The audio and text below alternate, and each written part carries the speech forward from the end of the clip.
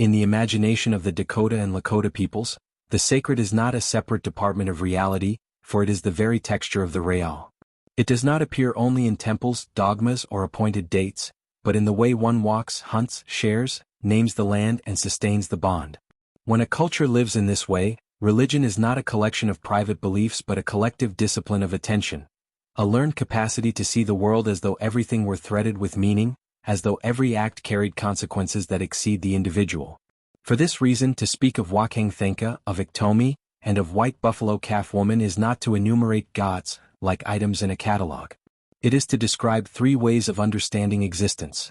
First, the mystery that orders; second, the laughter that corrects; and finally, the rite that founds community. Wakan Tanka, mystery as a center of gravity. In modern societies, the word mystery is often used as a synonym for ignorance. In the Dakota vision, by contrast, mystery can be a form of wisdom, not because it renounces knowledge but because it knows the limit. To name Wakan Tanka as the great mystery is to affirm that reality does not fit inside a formula, and that when one believes one has mastered everything, the world begins to degrade. That mystery is not understood as a single being, isolated somewhere far away, but as a depth within the real that manifests in countless ways. In sky and wind, in bison and fire, in dream and storm, in birth and death. The result is an immediate ethic. If everything is traversed by that sacred dimension, then nothing is merely a thing. The land ceases to be an object and becomes a relationship. The animal ceases to be merchandise and becomes an interlocutor. The other person ceases to be an obstacle and becomes a mirror. A decisive point emerges here.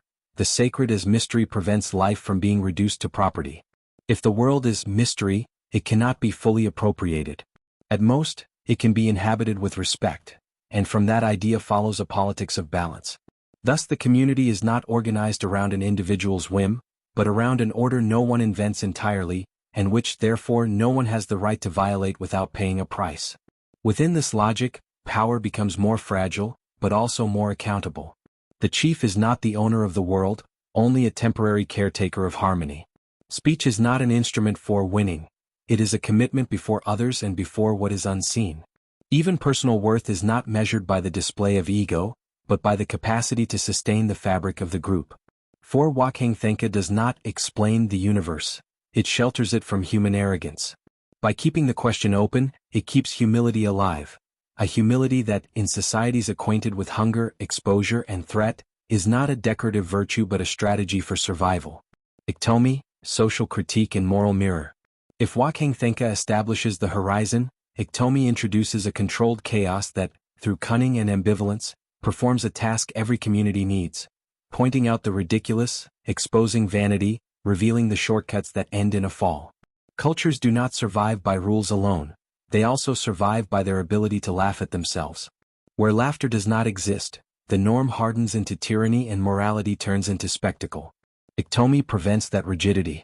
He appears as a figure who deceives, improvises, believes he is in control, and then, suddenly, is caught in his own web.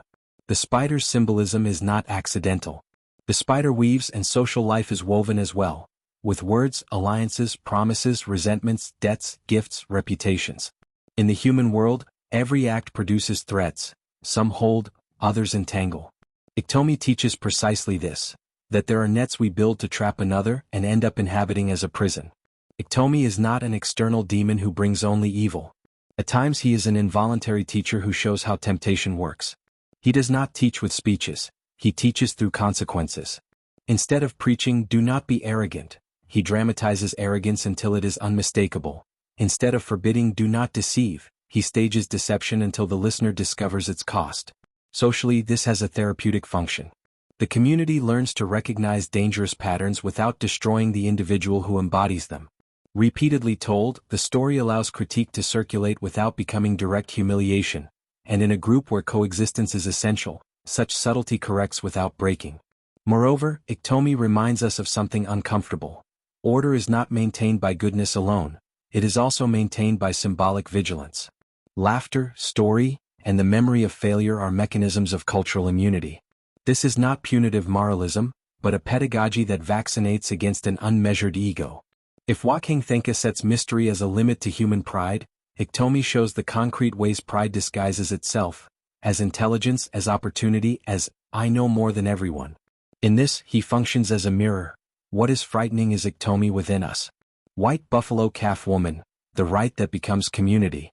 And then white buffalo calf woman appears, a decisive figure not only for her symbolic beauty but for her civilizing power. In many tellings she brings the sacred pipe and teaches a way of relating to the sacred, to speech and to the bond itself. More than a goddess in the classical sense, she is a founder of form. She brings a ritual order and transforms a collection of individuals into a people. Right is not an ornament, right is a social technology. Where there is right, there is shared memory. Where there is shared memory, there is identity. Where there is identity, there is responsibility. The sacred pipe, as object and as practice, symbolizes a profound covenant. The rising smoke is not only smoke, it is offered speech, a spoken promise, the recognition that life is owed to something wider than immediate desire. In modern societies, it is often believed that community is sustained by laws and police. That is one part. Yet the strongest human fabric is sustained by internal agreements, by what is held worthy, by what brings shame, by what confers honor, by what cannot be traded away. White buffalo calf woman represents that plane, the moment when a group learns to speak with the world and to speak to itself with solemnity.